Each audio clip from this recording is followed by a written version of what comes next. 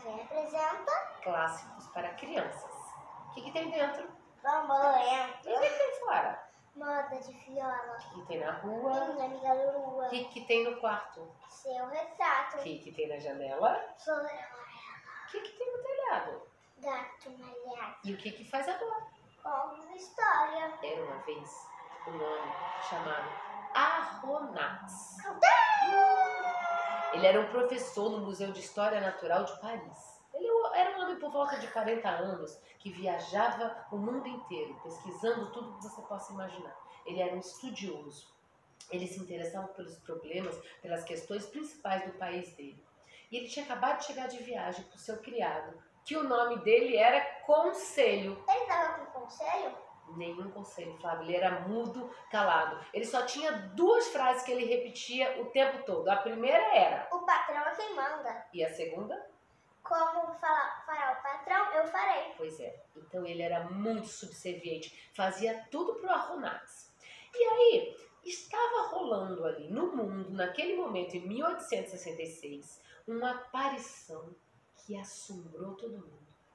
Surgiu nos mares um monstro imenso, uma coisa que ninguém sabe dizer o que era. Se era uma máquina, se era realmente um monstro que estava assombrando todo mundo. E a partir daquele momento, quando começou a rolar essa história, tudo que acontecia nos mares era a culpa dele. Imagina se o monstro começasse a botar ovo. Não, tudo que acontecia era a culpa do monstro. Sabe, tudo, absolutamente tudo.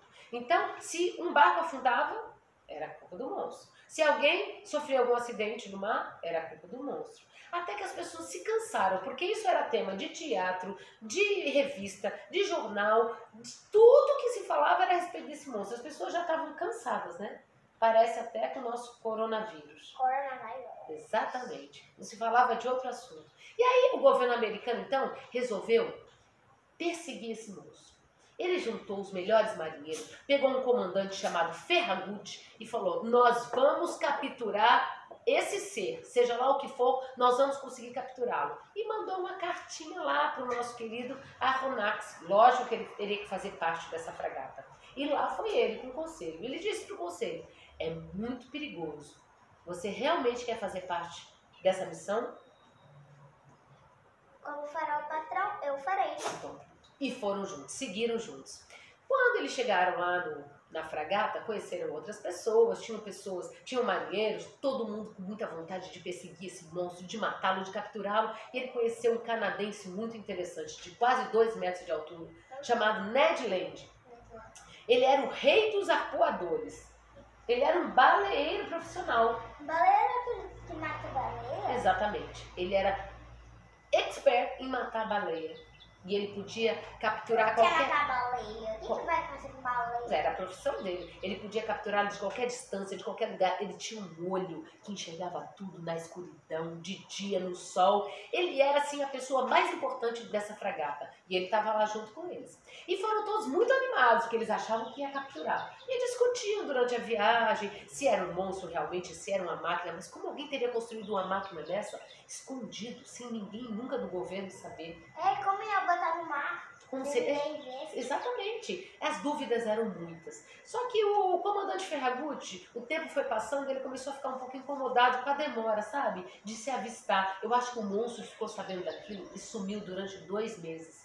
E o comandante disse assim: a partir de hoje, quem avistar esse monstro vai ganhar um dinheiro muito alto. Isso para incentivar, né? Os marinheiros e todo mundo começou, não saíram mais do navio, todo mundo ficava ali o dia inteiro olhando. Ninguém dormia, não se fechava mais o olho, nem de dia, nem de noite. Só Conselho, na sua tranquilidade de sempre, estava lá. Olhando para quem? Para o Aronnax. Ele não queria saber de baleia, não queria saber de nada. Ele estava lá só servindo o seu senhor. E o Ned Land também não estava muito confiante que aquilo realmente fosse um monstro. Enfim, o tempo foi passando, as pessoas do desânimo passaram para a revolta e disseram assim: queremos ir embora para casa, chega, estamos fazendo papel de bobo, o mundo inteiro está sabendo que a gente está atrás de uma coisa que não existe, porque ela não aparece, vamos voltar. E o comandante Ferragut falou: gente, por favor, eu peço para vocês só mais uma coisa, só mais quantos dias? 3. Apenas 3 dias. E esses 3 dias Foi como uma injeção de ânimo naqueles marinheiros. A partir daquele dia em diante, todo mundo voltou a ficar animado, começou a pegar as suas monedas, começou a olhar tudo, ninguém mais dormia, ninguém mais ficava sossegado. Só que o prazo estava vencendo. Ai, meu Deus, estava acabando o prazo. E o prazo chegou ao final. O dia e a hora marcada. Quando estava quase todo mundo voltando, retornando, fazendo o contorno para voltar para os Estados Unidos, o Ned Land gritou: Alerta! Exatamente. Ele tinha avistado alguma coisa finalmente no mar. Ele tinha visto lá, não era um cachorro. Ele tinha avistado lá de longe uma massa enorme, ocupando um grande espaço com uma luz incrível. E aí eles começaram a ficar animados. O navio começou a sair numa velocidade muito grande. Começaram a perseguir. De repente a coisa inverteu. Imagina o que aconteceu. Sei lá.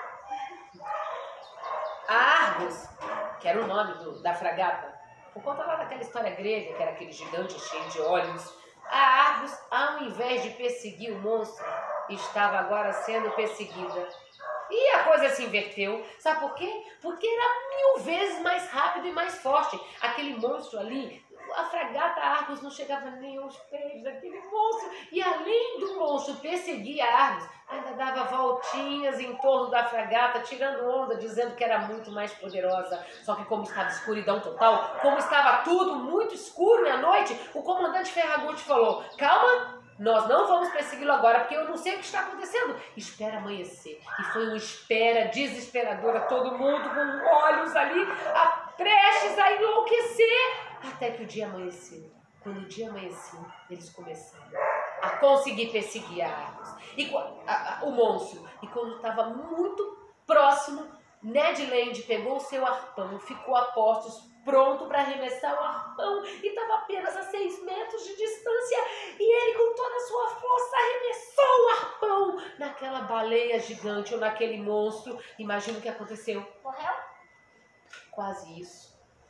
Com toda a força aquele arpão bateu, e aí o monstro soltou um esguicho de água de 40 metros de altura com uma violência tão grande que o nosso querido Arronax foi jogado para fora da fragata, e foi uma confusão e ninguém sabe o que aconteceu. Ele estava ainda muito escuro, que estava amanhecendo. Ele foi jogado em alto mar. E ele não conseguiu nadar porque as roupas dele estavam apertando muito ele. Ele estava desesperado, ele começou a tentar nadar e ele se via sozinho. Ele ainda não enxergava nada porque a manhã ainda não estava muito... O sol não tinha realmente saído. E ele começou a ficar desesperado, até que de repente ele começou... A boca dele se encheu de água, o pulmão se encheu de água. Ele começou a afundar. Até que ele sentiu uma mão puxando ele para cima. Adivinha quem era? O delegado? O conselho. O conselho. E sabe o que ele disse? O patrão é quem manda, estou aqui à sua disposição. Aí o Arronax perguntou: conselho, você foi jogado para fora do navio? Não, senhor, eu pulei para ajudar o senhor mesmo. E aí ele pegou uma faca que ele tinha, rasgou a roupa inteira do Arronax para ele conseguir nadar, porque ele não conseguia, ele estava preso. E eles começaram, num desespero total, a se ajudar. Enquanto um boiava de braços fechados, o outro nadava, puxando o amigo. E aí eles invertiam depois de 10 minutos. O outro descansava um pouco e aí o outro puxava ele. Num desespero total, até que não aguentaram mais. Não aguentaram mais e começaram os dois a ter câimbras, a se afogar. E era um desespero total. Quando eles estavam já desfalecendo, eles sentiram que algo estava levantando eles para cima. E quando viram, adivinha quem chegou? O monstro? O Ned Land. O Ned Land começou a fazer massagem no Arronax e ele começou a voltar à vida, começou a cuspir muita água e olhou para a cara dele e falou: você tá salvo? Onde que nós estamos? Eles estavam em cima do monstro. Eu disse. Você acertou. O monstro tinha capturado eles e eles estavam em cima. Só que o monstro não podia afundar em nenhum momento. E começou o monstro a viajar numa velocidade absurda, que eles tiveram que se agarrar muito naquelas placas de metal e descobriram que não era um monstro de verdade, tá? Não tinha vida. Era uma máquina construída por algum homem misterioso. E depois de um tempo, já cansados de esperar, um barulho de uma porta se levantou. E numa total escuridão, eles foram puxados para dentro dessa máquina. E sabe o que aconteceu? Eu não vou contar agora não. No próximo vídeo, você vai conhecer a outra parte da história de 20 mil léguas submarinas de Júlio Verne. Aguarde, que você não vai se arrepender. Até lá!